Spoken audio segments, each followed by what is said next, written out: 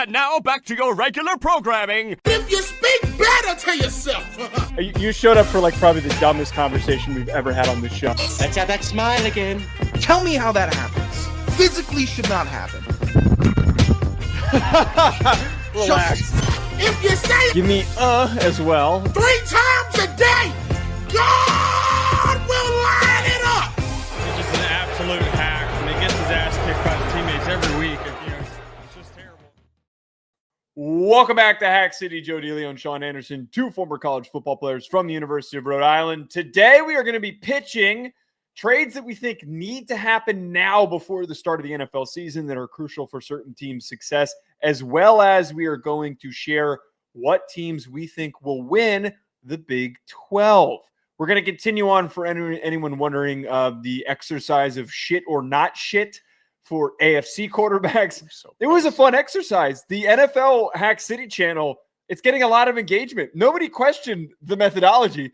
People just chimed in on, is this NFC or AFC? A couple people were asking. They just wanted some clarity. AFC is coming. AFC is coming. 2-minute SEO no swearing rule broken again here. That's tough. Yeah, get fucked. It is. Okay, we'll double down on it regardless. As you were, I guess, concluding, teasing the show, do you want me to just get into the nice people? Well, so I love the fact that the Cavs have Mobley out. They have Garland out. They have all these starters out. And I bet on the Pacers to cover, and they're getting smoked right now. Cavs so BetOnline, yes, they're stealing my money right now. But go ahead with the friends of BetOnline. BetOnline, the world's most trusted betting platform, your number one source for all your sports betting action.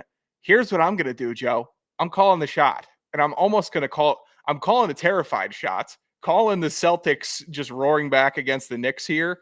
I bet on the Knicks to cover next game. They better not. I feel like they did the same thing last year where they opened up a series where they just couldn't hit from 3. And then this kind-hearted doofus, who's a Celtics fan in my life, started telling me, they just missed threes. They missed threes. They're going to get back at it. Okay, they better. Because I'm going to start being real mean to this kind-hearted doofus if I put money on Boston at BetOnline. And Boston decides did to you lose bet on Boston last night too? No, I did not. I stayed away. That was a mistake. Weird. Up by 20. Couldn't keep a lead. Had the one game where I bet on them, which I haven't bet on them in a long time, decides to be the game where they have the worst 3-point shooting game in NBA playoff history. Love that. Sorry. Continue. This is a good stretch to be a sports fan. It's a good also stretch bet on to the be Nugget doing or some on the sports Thunder betting. last night. Sorry. You got I'm sorry. NBA playoffs, NHL playoffs, MLB. Your team, unless you're a Rockies fan or a White Sox fan, your team probably isn't a big heaping load of. I'm doing a read, so I'm going to save a word there.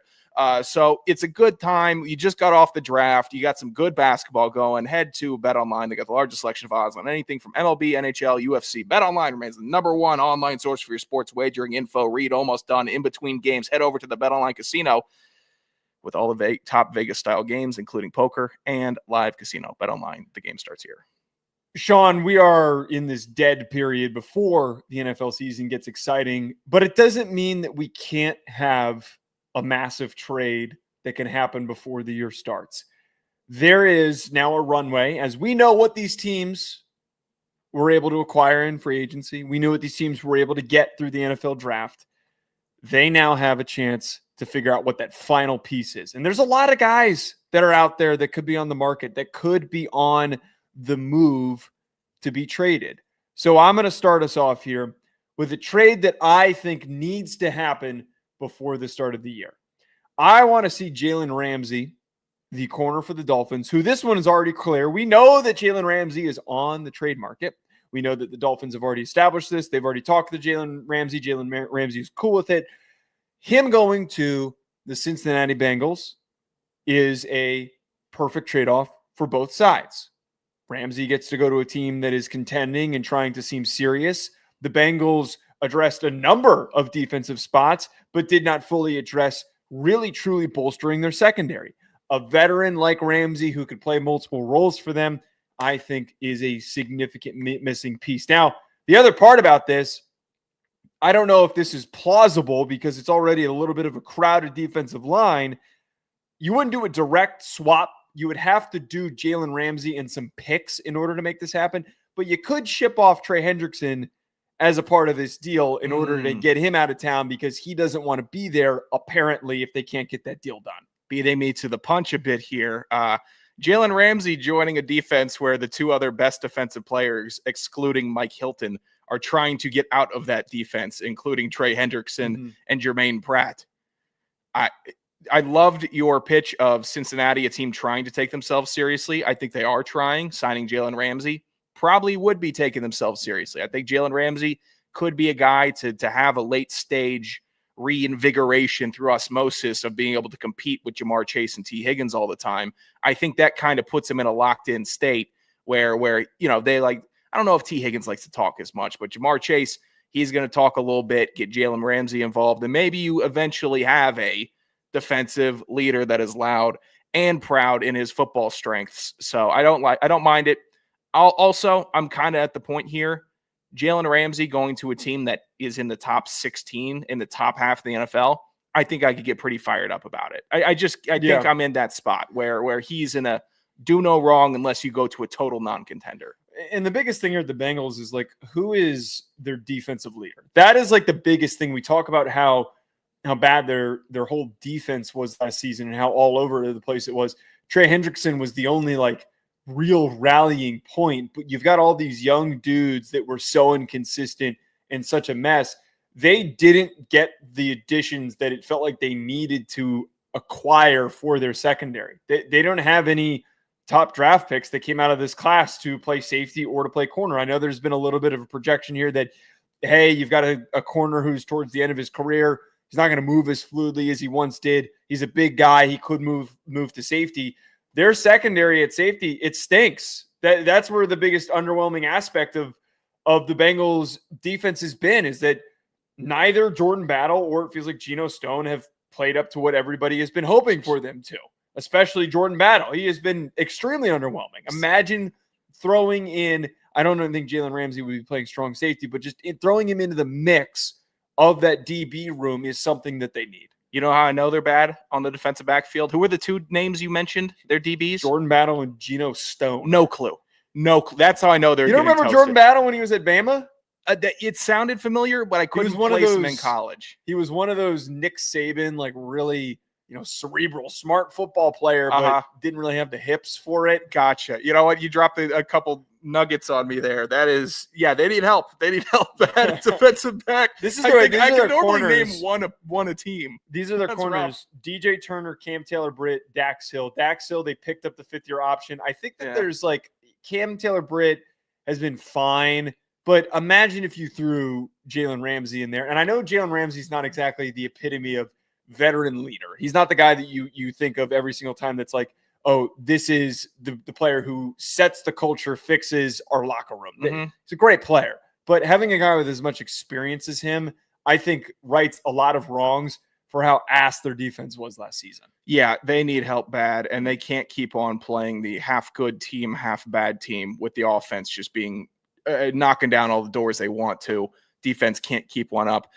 My first trade pitch, Joseph, if you don't mind, okay. I'll lead this joker in here. Buffalo Bills in a very crowded wide receiver room. Going to have to trim some of the fat for this one, as they should. I'll get to that in a moment. Trading for a Packers number 2 wide receiver, one of the bunch that they have on the team, either being Romeo Doubs, Christian Watson, or Dontavian Wicks. All 3 of those players are better than whatever number 2 that they have in Buffalo right now. That includes Khalil Shakir, Curtis Samuel, Joshua Palmer, who they brought in. Keon Coleman could play a 1, and we know they like to have 2 tight ends in Kincaid and Knox constantly running out there.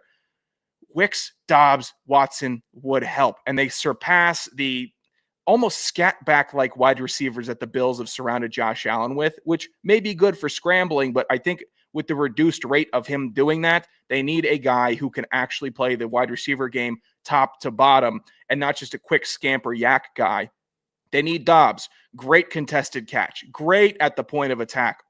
The biggest catch is him, that I can remember from Romeo Doubs, is him going over top and not being an especially tall receiver, knowing exactly when to go. Christian Watson, physical freak, 6'4", burners. If he just injury plagued, if he can get right and gets right in Buffalo, he could be a difference maker for them. And Wicks developed into a tremendously exciting receiver with a ton of potential.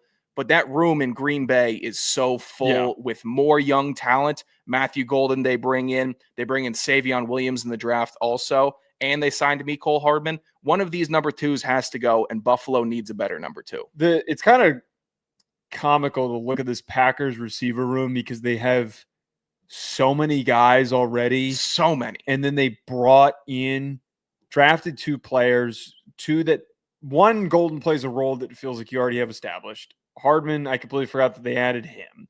Savion Williams is going to be the gadget player that they use. I mean, I wouldn't be surprised if he doesn't end up playing mostly running back. That was one of the things that we heard at the Combine, is that apparently a lot of teams were working him out as a running back, that were projecting him on the roster as a running back.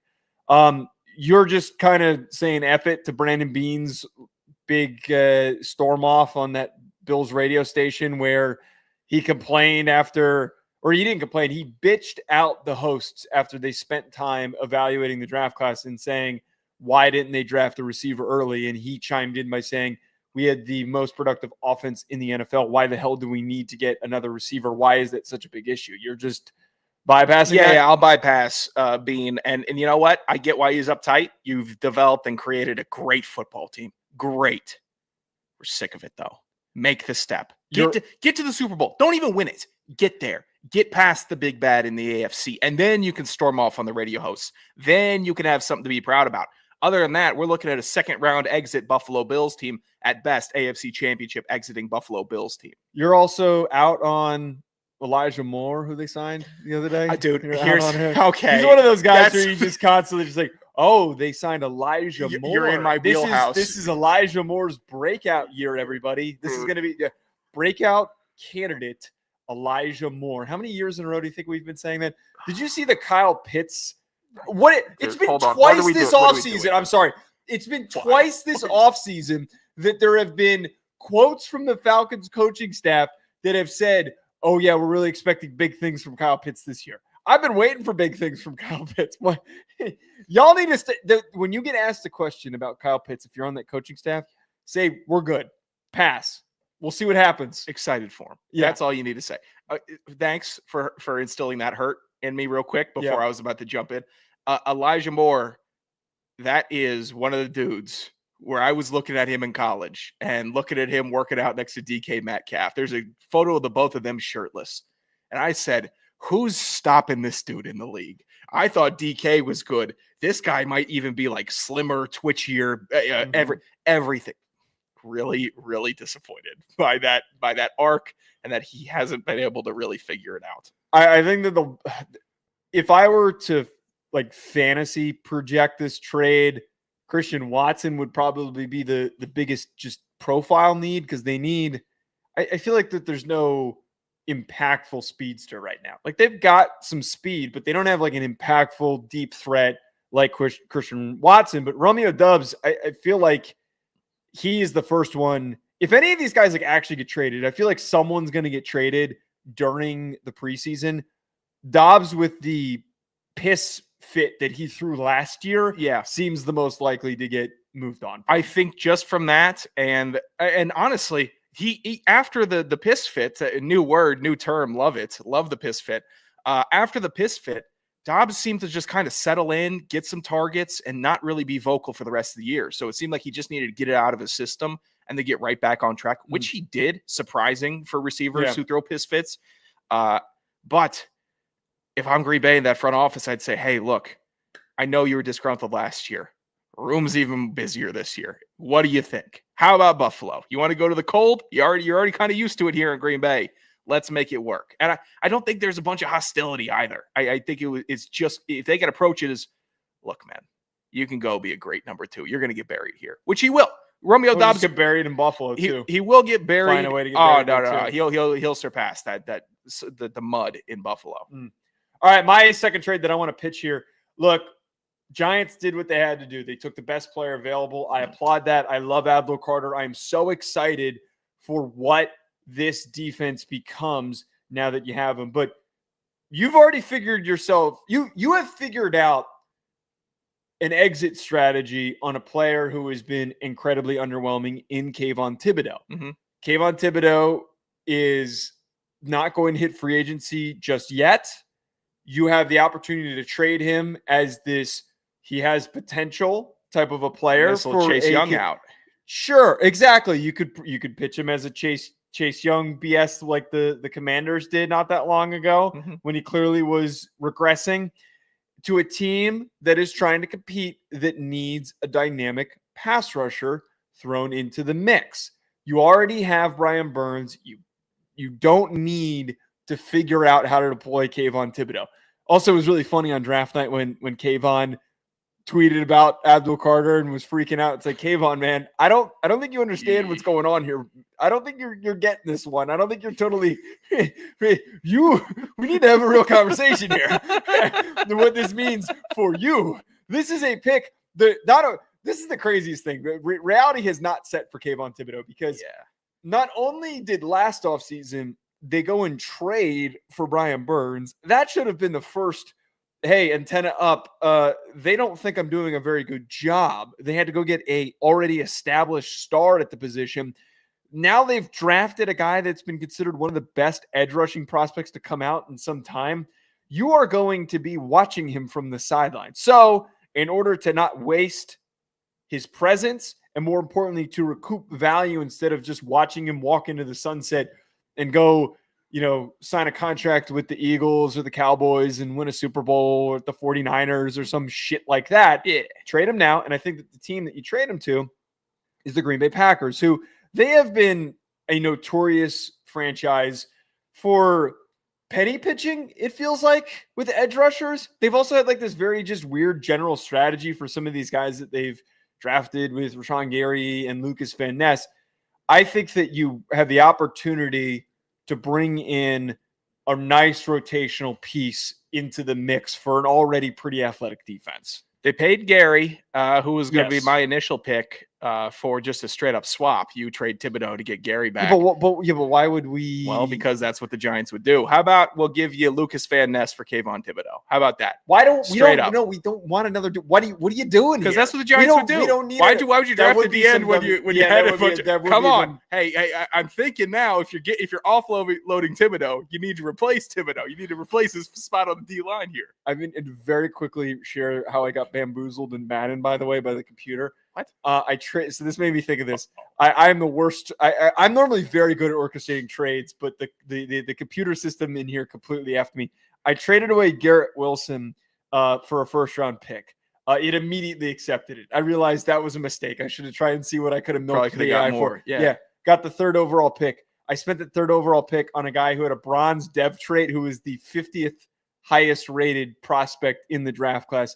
Then I turned that player around and then traded him for a different defensive end that was also shit. So nice. I basically did a New York Giants type of a move here. You're getting done by your own kind. Yeah. Normally you robots, and the computers and the robots, you can speak well amongst each other. Uh-huh. Yeah. All right, what's your next trade? My next trade, Dallas Goedert to the Tennessee Titans. I have somewhat enjoyed the Chig Okonkwo experience in Tennessee with him being the supposed next big vertical threat that has all the intangibles to be able to unlock that offense. I've semi-enjoyed that. Time to get real. You made a real big boy decision in Tennessee. It took a quarterback 1-1. That means Calvin Ridley is not going to be enough. The running backs aren't going to be enough. Dallas Goedert, who has done nothing to my knowledge to peeve those in Philly, but when their GM Howie Roseman or co-GM whatever was at the draft or combine, he said, "Yeah, as of right now, Goedert is on our team. Like as of this moment, he is." What's that mean? Dallas Goedert? I think they're ready to offload. I think they're ready to make a clip at tight end. Titans need some more help, vet help. He's a total pro, Goedert is. And I think young quarterbacks are infinitely helped by total pros coming to their team. If Philly's trying to penny pinch with one of their most underrated offensive weapons over the last 4 years, let them. Tennessee, swoop in, get another guy, try to capitalize. Worst thing here that happens, Joe. Cam Ward doesn't pan out in 1 year. Awful season. We say this was a total mistake. End up 1-1 again. You still got Goedert. You still have a dude. He's a guy that is going to just help your team by being there. It is a need that the Titans have. Put a good tight end with your young quarterback. Good things will happen. I don't know what Goddard's contract situation is like. He's 30 years old.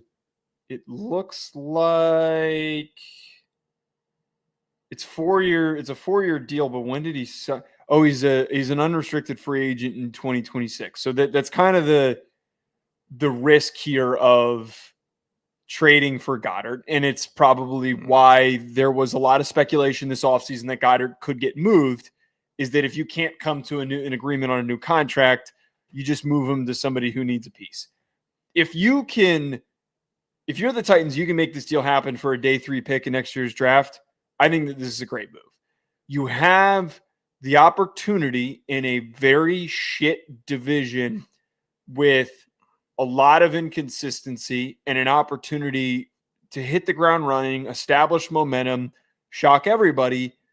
Bringing in a veteran player like Dallas Goedert, I think, would be the best way to set up Cam Ward for success. One of the biggest things, actually, let me rephrase that. It's not one of the biggest things. One of the most underrated things for Jaden Daniels' success was having Zach Ertz. Yes. Everybody kept talking about, like, wow, Zach Ertz has been, like, unexpectedly, like, really productive. And he was really important for this team. He was old and he was slow, but he was a crafty veteran tight end that understands the pockets, understands exactly where he needs to be. He knows how to run a choice route. Yes. He knows how to run the 10 and in. He knows how to get skinny on the skinny. So having that, oh God, that Ertz, Jesus, you floored me with that. Was actually a pretty good comp that you threw out at me. I think that if you're trying to, and you're not going to be able to, like, have the Jaden Daniels type of production immediately. You're not going to get that. You're not going to have that level of success. I have projected that I think that there is an underrated shot that you could win the AFC South, but you're not going to, go on to the AFC Championship game, especially with all those monsters of other quarterbacks that you're going to have to face off with. But the way that you can have an unexpectedly good year is adding a veteran. And I think plainly, the receiver room, the tight end room, the offensive weaponry room, it's not going to cut it. No, they need one more. And one more piece in Tennessee, even if it's not Goddard, even if it's someone a little bit below that Goddard level, completely fires me up for this team. They just need one more. And I can be, wow, excited about the young future. Right now, it's good luck about the future. Yeah. All right, let's talk a little college ball. We're going to start doing that a little bit more throughout this offseason, as there ain't going to be shit to talk about some days. No, I say that positively because we are the kings of talking about nothing. The Big 12 is going to be a very difficult conference to predict in 2025. I think it is going to be the hardest conference to predict in 2025. We did this with the ACC. One team that we think is the best chance to win it, one team that we think is a sleeper. Who is your one team that has the best shot to win the Big 12? Kansas State, because Kansas State... You amaze me with these picks. As you let in with the unpredictability of the Big 12, Joseph, who is more unpredictable than the Kansas State signal caller, Avery Johnson? Who is the guy that can put a paradox inside the paradox? I glaze the shit out of Avery Johnson often. And I get scolded for it by my Cajun counterpart, Blake Ruffino, often. Yeah. So I'm not going to push against Avery Johnson. I push against the rest of the roster and them losing DJ Giddens. Is Chris Kleiman still there? He is still there. Oh, that helps. I thought, let it be known, in his freshman year or whatever, Avery Johnson, I thought he was like a short king. I didn't think there was much about him. He's a big dude. And then I saw him this past year, watched him a little more closely. He's long ass legs. Love the way he plays. Love the way he runs. I feel like the Big 12 doesn't have a commanding quarterback that is going to take the full lead. Who else are we going to have? Rocco Becht? Is he still there? Levitt, Baron Morton is also a great player. Tim Horton, who'd you say? Baron Morton. Continue what you were talking about, man. Come on. Sawyer Robertson has also been regarded as a very gifted passer.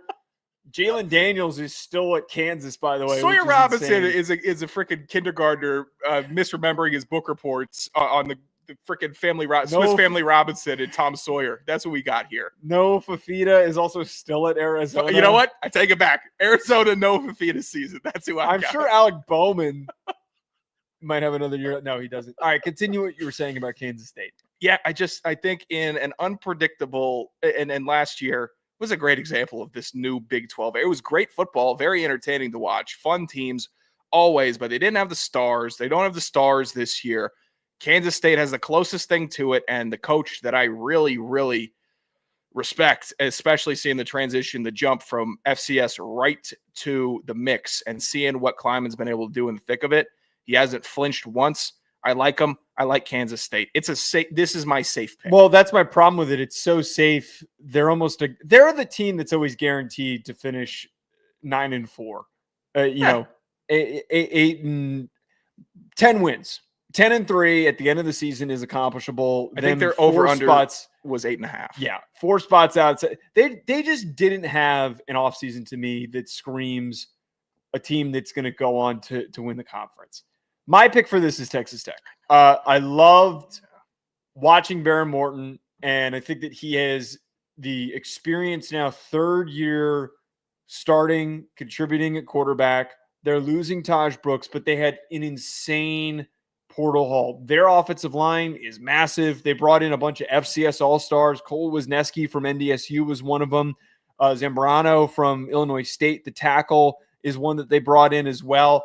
And then they got David Bailey and a couple of other key defenders. It's just not your typical Big 12 roster. It's a bunch of great athletes and massive athletes. The UNC tackle that they brought in, 6'8", 330. They got so many enormous dudes.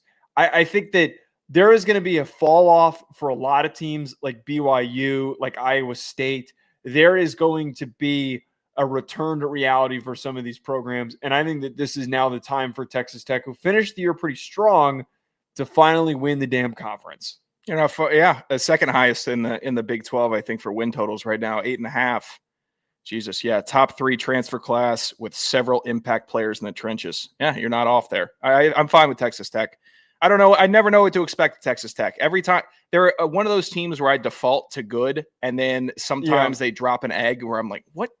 Who said they were good? Was that me? Did I say that? I must have said that. I thought they would be. I hate when Ryan does this bit where he hops in here and then goes, have you watched this player?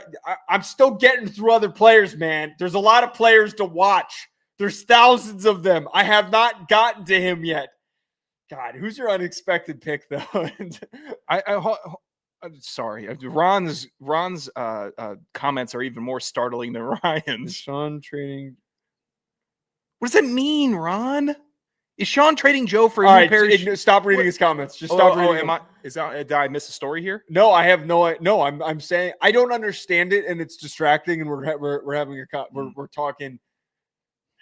Who's your pick? Oh, my second pick, sleeper build pick here. Yes, BYU. Give me the Cougs. Give me that confident ace quarterback, Jake Retzlaff, who shocked the nation last year. Shocked the nation. It's not going to be a shock this year. BYU is not going to be look at BYU 7-0. They're pretty good. No, it's BYU already punch you in the mouth with a good quarterback in regular BYU football. Every year, I think that BYU is going to be shit. And every year they turn out a performance. I'm like, wow, they're better than I thought I was. So if they can hold some of that momentum, I think that anti-doubter momentum that they always carry on, BYU could have a successful year this year. Okay, I'm out on BYU. They had a lot of games last year where that was one based off of a lot of turnover luck. Yeah. They were a very lucky team last year. They make me feel like Oklahoma State did 2 years ago, where Oklahoma State, it's like, whoa, look how good. Where did this come from? They get their doors blown off by Texas in the Big 12 championship game, and then we don't say another word. BYU ends up fumbling away at the, just completely blowing an opportunity to go to the Big 12 championship game at the end of the season. And they ended up, finishing the season a little bit stronger than anybody would have anticipated with the way that they played in their bowl game. But I don't think that they have the level of talent that some of these other Big 12 programs do, especially what Colorado is bringing in this year, especially what Arizona State is bringing back this year. Arizona State would be my second actual pick. But if I was going with an unexpected team, this isn't really a good unexpected one because it is typically a very competitive team.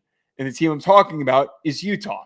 They have very quietly the 2 best offensive tackles in college football. Caleb Lomu is already a top 10 pick for me off of guys that I've graded. Spencer Fano, who's their right tackle, could be a late first rounder as well. He's got some great tape. I've been posting about them all week. I think that when you've got an offensive line that's potentially that good and there's still question marks about like how good's your quarterback play going to be this upcoming year? Are you going to be able to run the ball as effectively as you did in spurts last year? I think that there is a potential that they could get back to that normal Utah standard. Thank you, Cool Story Bros. Thank you, Cool Story Bros, for the $5 super chat. Very much appreciate it. Is Dummy going to be heading up the quarterback position this year at Utah? What's his name? Rising? Yeah. He's not there anymore. He's not there anymore? No. What are we in 2030? He's gone. How was that? I thought he was no a longer lifer. he's no longer with us. I thought he was going to be he did what I can't pull his name right now. The North Dakota State to South Carolina kid did. No, he's not. He's not playing. Devin Dampier is the player who is stepping in and is expected to start. Who comes from New Mexico? Gotcha. Very promising kid. Very small. Very athletic. From some of the stuff that I've read on him, they don't have a lot of proven names at quarterback. So that's where the biggest question mark is how good are you actually going to be this year when the quarterback position was such a pain in the ass? Zeb Nolan, is that who you were thinking of? That's what I was thinking of. God, that kid was around for way too long. I'm going to say this also. Hey, RR, I'm not doing the bit today. I'm going to bail my boy out. I'm not going to ask him the questions that he's texted me. Oh, what did he text you? What did he say? No. What is it? I'm a big boy. Ask Joe's scouting report on Howard Sampson, the UNC transfer. I haven't watched him. Okay. Ask Joe did scouting report on Devin Dampier. No, I have not. Okay. A 5'10" quarterback, Ryan. You think that I watched a 5'10" New Man? Ryan, have you watched Devin Dampier? I want to know if you have. He's going to clock in and say yes. I doubt he has. This is bullshit. Probably watched. I tried to make a nice little fist for the show there, but I guess no. I guess I will back down. All right, gotcha. That was true. How many 6'8", 330-pound offensive tackles are there in the Big 12? How many? Me? Is that for me? No, that is a hype. That is a rhetorical question. That is a purely rhetorical question. Oh, I'd guess there's probably one on a team. I'd say there's probably 14. How do they have? I think they got more than 14 teams. Bullshit! You watched Devin Dampier. I'm not buying it. Well, it's saying whoever's that he has. A 5'10" quarterback. There's no reason to be watching a New Mexico 5'10" quarterback. I need to know what the reason I bet is. there. Maybe Diego Pavia is a reason for that. How about that? He's not 5'10". Oh, how tall do you think he is? Let's see. He ain't 5'10". I bet he ain't 6'1". 6'200". Yeah, 6 foot what? 6'200"? Yeah. Oh, that's 5'10", 195. Yeah. That is not 6'200". Come on. I don't know why Joe's so angry, Ryan. I don't know.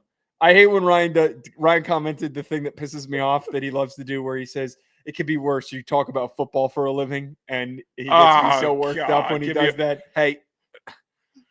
Hey, RR, I'll let you know it can't be worse. I got some skinny today from this dude that put me in a mood. You wouldn't know how foul. You wouldn't know how foul a mood I was in, walking through the mist in the stinky streets of New York, thinking about some choices. The short of what we're referencing, and we're gonna get to Sean's mall story in a second. The short of what we're referencing, I had a call today with a friend of mine who hosts a show that any of us would be killing for, and he basically is just casually wanting out because he's unsatisfied with a very minor aspect of his work arrangement. Has the dream job for somebody in their 20s and is unsatisfied with a very small aspect of it and is willing to throw away that opportunity. Yeah, rough scene. Definitely don't need a ton of skinny like that moving forward, but I do appreciate it. I do like the Can you tell?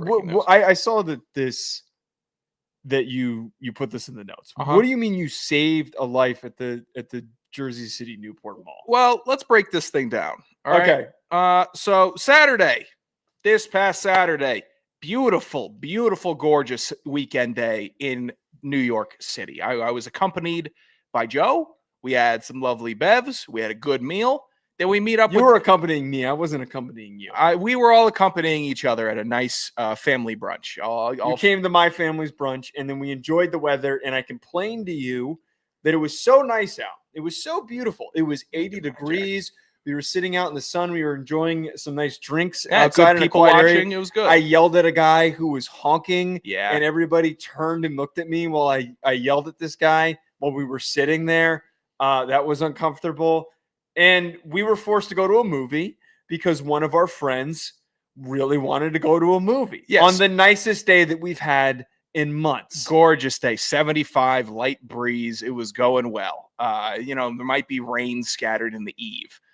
Don't matter. We're going to a movie because AMC Stubs memberships are running our friend and Joe's lives. Not mine. It's running his. Did you cancel? I'm going to once the 3 months are over. Still running your life, then. I hope you're ready for the final month gambit when all these movies start dropping. But at the movie, gonna watch Thunderbolts, Marvel's new offering. Good, cool, whatever. Mm-hmm. Don't really care. I couldn't get into Sinners. It's packed. Somehow, Thunderbolts, Marvel, New Avengers had seats available. We were ready to watch the movie. 20 minutes into the movie, getting sucked in. Joe's indifferent. My pal's getting sucked in. Fire alarm goes off. Can't go into the theater. After that, movie evicted. I still need to get my refund for that. Everybody doesn't get to see the movie that night. Yeah. Bummer. Alter plans Sunday. Going to see the movie. Joe, you want to go to see the movie with us? We're going to go try to finish it out. We kind of got the bug. Joe can't come. That's fine. Joe's not coming to the movie with us. Gonna go trek out in the rain. Ugly ass Sunday. We should have just planned on Sunday from the start. We should have planned on Sunday in the city from the start and not Sunday at the Newport Mall Center Theater, whatever you want to call it. Go there. Hot ass theater. AC broke in the lobby. Hotter than hell. Talking to the worker.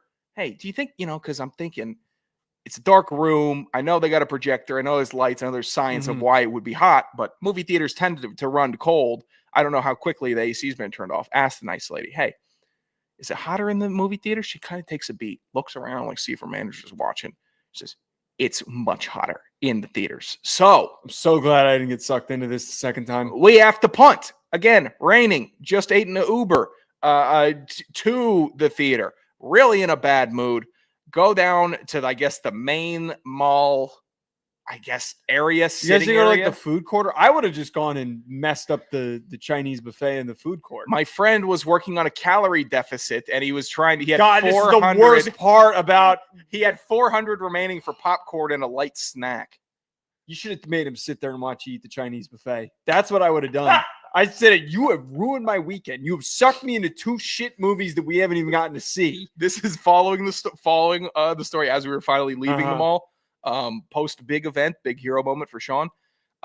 Walking by the Cheesecake Factory, packed out the ass, and it looked good. It didn't look like a standard on the street Cheesecake Factory where it's like a big monolith. Okay, this has nothing to do with the story.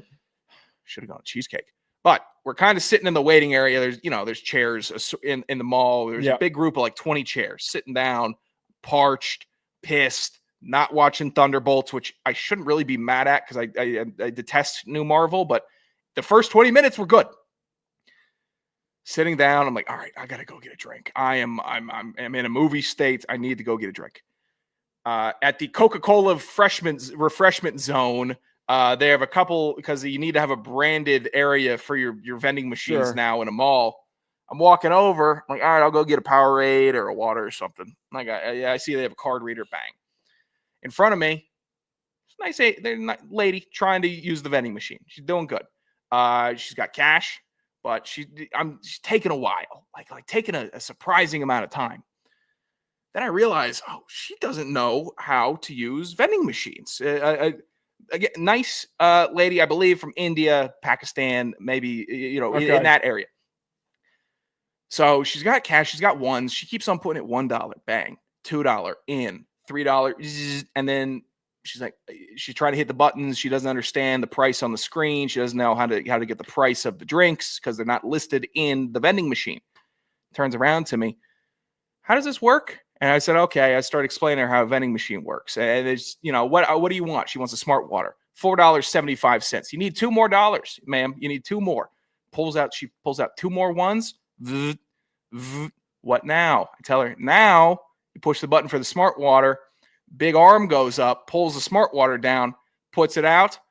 Everyone's happy. Win. High fiver. I taught a lady how to use a vending machine in the mall. Actually high fiver? It was great. She dropped the change. She didn't know the change was going to come out. She had an extra, 50 cents. It wasn't $4.75. It was $4.50. 2 quarters come out. I said, hey, you forgot your change. Gave her the quarters too. Smile. Gives me a very sincere thank you. Taught a lady how to use a vending machine this weekend. I am proud as shit. You wrote in the notes, Sean saved a life at the mall. That was the... Yeah, you taught she could have been dying of thirst. A Middle Eastern woman how to use a vending machine, and you wrote in the notes, you saved a life. Well, yeah, she could have been dying of thirst. She didn't know how to use the vending machine. I don't know her water access capabilities. I'm mad that this is the story you just told. Joe, it was really, I was telling my friend at the mall, I'm like, that was rewarding as hell. I taught a lady how to use a vending machine. It was good. It was just good work by the kid. Fuck. What? Let me get some knuckles for that. No! What?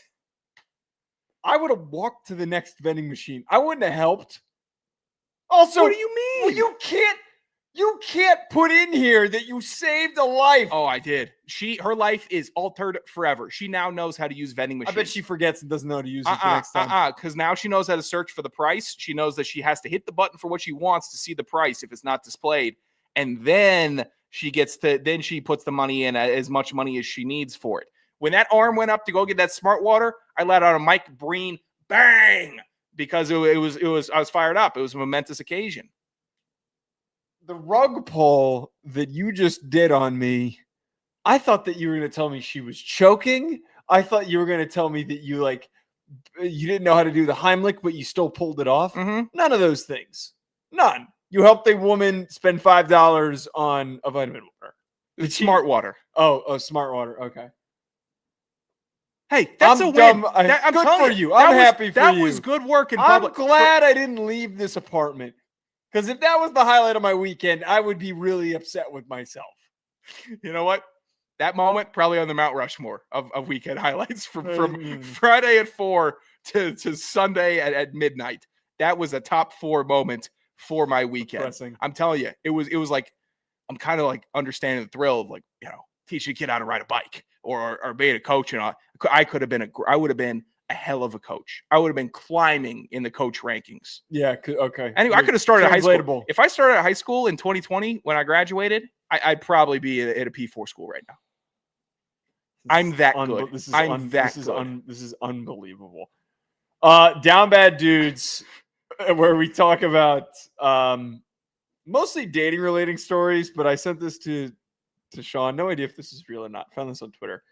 At J Era Tickets, JT on Twitter. Today, an intern on my team pinged me asking if I can glaze him at his performance review. So I pinged his manager asking if he can rescind his full-time offer at his performance review. I doubt that this is real, but it just, I don't think it is. But for some reason, it just kind of made me think, because I was texting you about the concept of interns and what interns do earlier. It made me think of this. Why do interns not know how to act? Why do we also then give interns responsibility for things that they don't know how to do? I don't understand the concept of internships. The more that I realize it, I don't know how anyone gave either of us internships. Oh, come on. We were driven, young. We were going to a we were radio incredibly station. Unuseful. 50. Oh, are you kidding? It's my serious internship. I was in the mix. 1 weekend, I was doing full-on duties as an intern. Happy to do them also. Here's why I believe this, Joe. I believe this happened. I believe an intern did. These kids are jackasses. I mean, really, okay, so this really, is real big jackassery. And the Hot Mic guys, show I help produce, work on, they've noted that there's a substantial amount of kids that bring their parents to job interviews with them, and their parents are highly involved in job searches. Like, they don't have these skills of working on their own and like getting jobs on their own. So their parents are like heavily involved. I'm not, and seeing intern conduct in years past at a variety of different places, and just seeing it across the social media sphere, this is well in the possibility. Oh, this is of definitely an intern saying, "Could you glaze me?" Not like, I don't think he said, "Hey, glaze me, lady." I think he said, "Could you glaze me a little bit? I really want to work here." I think that's what he thought was a normal statement to make, and then bang, you're out. Well, first of all, I've heard from other friends who have had interns in completely different industries than ours, that there are, for the most part, and we're not that far off from the age demo of kids that are interning right now. We're 5 years older than them. We're in the same generation, 5, 6 years older than them. If they're 21, 22 years old. Hey, that 6 is coming for you quick, pal, by the way. That 5 to 6 years older. Shut your mouth. You milk it. I got one more. I got one more month. So jealous. I've heard that they do talk like this and they don't see what's wrong with it. I love the phrase glaze. It snuck its way into an NHL broadcast not that long ago. I could totally believe that this kid sent the Slack message thinking, "Oh, they're gonna think this is funny. This is gonna get me my offer if I am funny and I am the vibes play." First of all, the biggest thing that I hate is when anyone thinks that they are a vibe hire, that they're personality hire. That means you stink at your job. That's the easy tell for me. But the other part about this is that, you're talking about the incompetence often of interns. I can think back to the amount of interns that I've had, and I could count. This is 4 years working and having like a lot of, I believe we would bring in interns every single semester. Yeah. Probably had 3 good interns. One of them was an Ivy League kid, so I don't know if I'd count him because he's supposed to not be a dumbass. The rest of them, none of them did the work that we assigned them. Most of them would miss the meetings.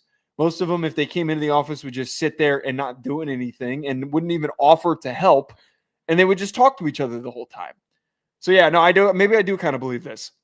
Yeah, I just think that they're starting to really see the generation gap between 21-year-olds and 26, 27-year-olds. That 5-year difference, they speak a different language. They're on a different wavelength. It's entertaining. I love it personally. I honestly think that our lingo, our way of media consumption, all of that, if I was in high school now, eating it up. I had a skibbity toilet. I would have been kicked out of class for all of that. Riz. I'd be doing Riz face. I'd have 1,000 Instagram posts of me in high school. Riz face, Rizzler, all of that. Everything. Like for some reason, it doesn't irritate me when I'm just casually. It actually very much entertains me. The youth and these maniacs and the cyber maniacs that they are.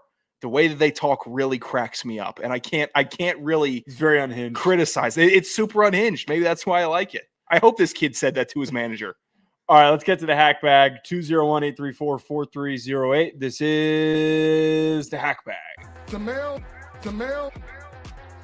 never stops. This is the hack bag. Hit us on Twitter for questions or call at 201-834-4308. Do we have any voicemails? Okay. No voicemails. Twitter questions, real light also, folks. So those of you in here, if you want to leave if you would like to leave a hack bag message in the chat right now, we'd appreciate it.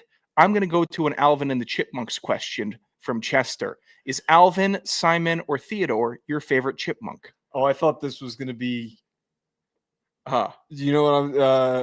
Does it have to do with Grok? No. I thought that this was the like which chipmunk's getting the best. Oh, you know that meme? No, but this is attached to a nice meme of, I believe, Simon. I think he wears the blue sweater and has the glasses. And this is an Alvin the Chipmunks 2 when the lady chipmunks were involved. Hey, where is this? I'll send it to you right now. And it's Simon and a lady chipmunk. The comment, why is she wearing a dress if she's going to let her rodent hang out of it? Yeah. So it's a setup. It's a setup, but I like Theodore. I think I always aligned with. He was the fat chipmunk. I thought he had the best voice also. Like Alvin really hits you with that. Alvin's a hack. Alvin sucks. Which one's the fat one? Theodore. Simon's the nerdy one. Yeah, Simon sucks too. Theodore's, I mean, he's fat, so that's cool. Here's what I'll say.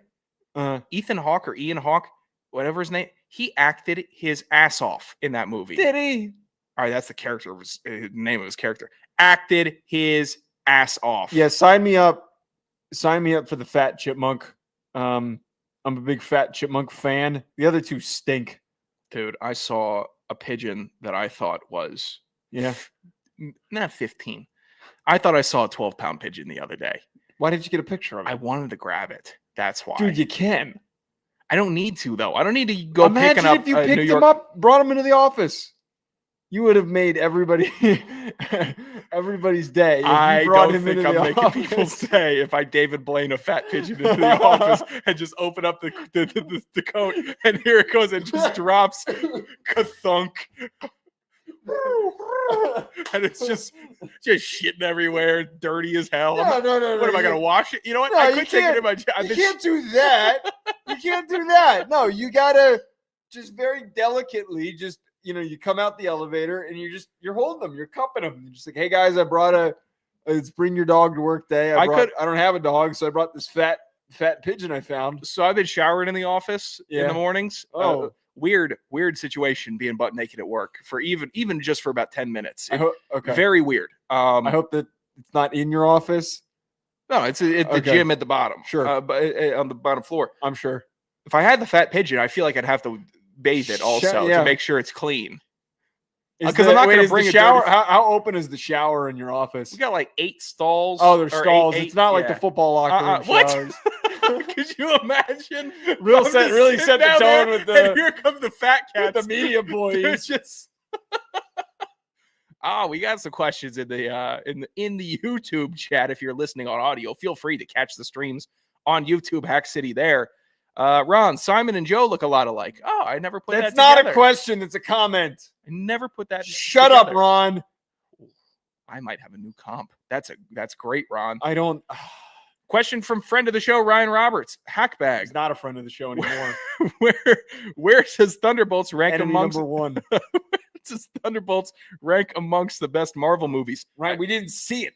This is why he's enemy number one. The first we explained it. The first 15 minutes were decent. They were pretty good. I tell you what, Ryan, the first 20 minutes of that movie, 15 minutes of that movie were good enough for me to want to go back to a Marvel movie wasn't good for enough another day in a row. That's how good they were. Oh, another question from Ryan Roberts. Hackbag for Joe. How would you rate Devin Dampier amongst Big 12 quarterbacks returning? 6. 6? I don't know. I'm just throwing out a number. Trying to appease him. That's a guy you want to appease? Sure. He's terrorizing the chat. Ron, why are you saying Joe showers at work? I work from home. I do shower at work. Oh, technically. I shower in the middle of the day because I work out in the middle of the day. Literal Sean might have just bit on a Ron pump fake there on Joe showering at work because you work at home. Ron, I'm Sean, by the way. He has that much I'm nuance. showering at work. My name's Sean Anderson. I'm showering at work. I'm naked at work. While showering. Is there anyone hanging dong in the I'm not in looking. the Fox shower? First of all, I'm getting in. When I get in, it's nice. The showers are I'm Okay. definitely after the morning rush of lifters, so it's pretty open. But I'm doing the standard protocol. I feel like standard protocol is britches on when you're leaving the shower. That's how I'm operating, and that's how I will continue to operate. You've earned it. Man, You've earned the naked strut. You did 4 years of it. Why are you being so protective now all of a sudden? I don't need to be doing all that there. I don't need to be doing all that there. I'm almost contemplating. Oh yeah, I got a lot to hide. My body, my immense body. What are you talking about? Something to hide. I'm gonna be on a boat in 10 days. That's gonna be a scene. Jackknife cannonball. Like a manatee. Oh, it's gonna be great. All right. Be so sunburned right on my chest. 201-834-4308. Call in. We need questions. Of course. Questions. Thank you again, Cool Story Bros, for the super chat. I'll double back on him. Thank you. Appreciate it. Unexpected. All you cheapskates listening for free, enjoy it because you got some generous folk that are carrying the load and keeping the lights on here. Yes. All right. We'll talk to you folks later. Enjoy the rest of your week.